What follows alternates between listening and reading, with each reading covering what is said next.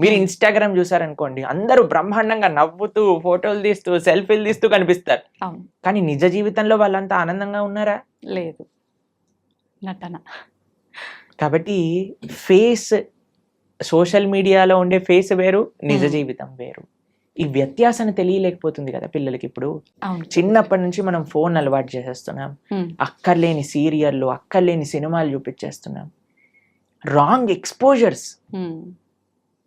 Plus వ్యక్తులలో కూడా ఒక మానవత్వం అనేది లోపిస్తూ ఉంటుంది. ఎందుకో తెలుసా అండి? Hmm. మానవీయత కేంద్రంగా ఉండేది ఒక మందిరం, ఒక హాస్పిటల్ అని అనుకోండి, మన శరీరాన్ని బాగా చేస్తుంది. Hmm. ఆలయాన్ని ఏమంటారో తెలుసా అండి? మందిరము అని అంటారు.